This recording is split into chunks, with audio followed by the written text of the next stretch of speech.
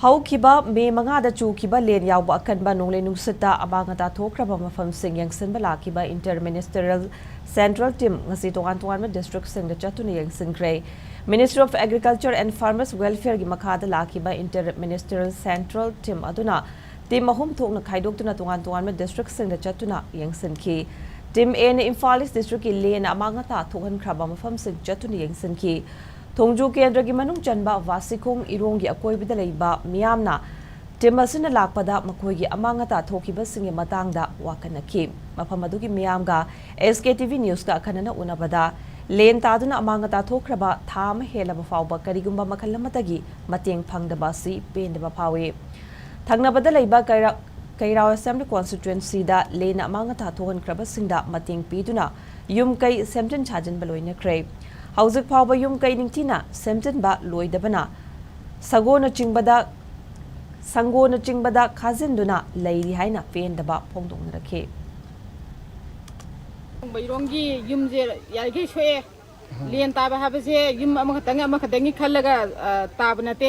loi paktana taiba leni sida angambana kupna khare pubni langmin tawgai ngamdaba khoi giding asibo hotrong khuna leire ado khoi basong kong bayrongi je kay karam kan yobiraktonom mayana mieng sangbiu kairaw kendra gi loina sangna na phadana yengre ado akhoi kong mirong gi khara mieng ka sangbiro akhoi yang ware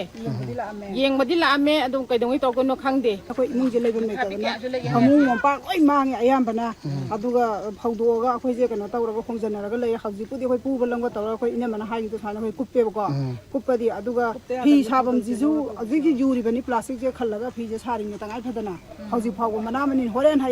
tawra leibe je akhoi tasengna nungai jete aduga mari reine author sing jo ingthi jana phajana yengbiraga akhoi athu matangda phangamba pamjai yaringai di kha lenanaba tawbani du mayangi di dambu pire akhoi gi di dambu amta thungde ado masi kamai tawbano khoi kupning jin du tawbado bo jung kai che tasina ga kanbiu bo uwa mayam patli si patanaba akhoi athu matamda pamjai Nakalabaromda lenga ki mateng pingnaba list thorakpada yum amada jingamana manga pinanaba gi wafam yawrakpa si yaning de hainasu miyamna phongtongnarakhi Geotech lauduna sokraba yum kai kayagi matangda akupa report pikrabasu jingamana manga aduna kari tawgadoribano haiba wahangsu hanglakhi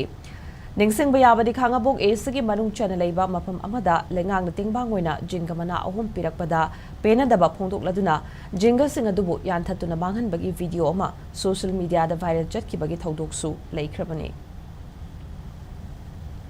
सरकार की माइकई तीन से हौजी फावबा अखोई मफम सिदा यौरक्तबना अखोई प्रजा सिंसे अतुकी मतिक अवाबा मैसा खांगलगा अखोई relief camp लेनारंबा सिंसुसु अखोई नोंग मथिबी सेन लौरगा लेते यादबनिना अखोई युमदा तीन खरा कुप्पगा चंगजलगा लेनाबा लेनाबा कयामा यावरी इसामक्सु जुजिक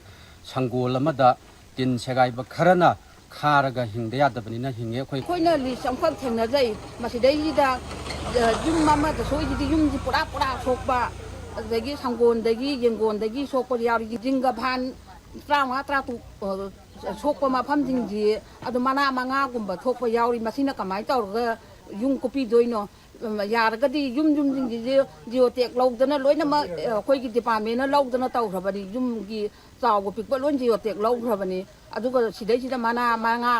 khara thok tawri ji machi yagan de yarga di konana ba pipi ke na pipi charga di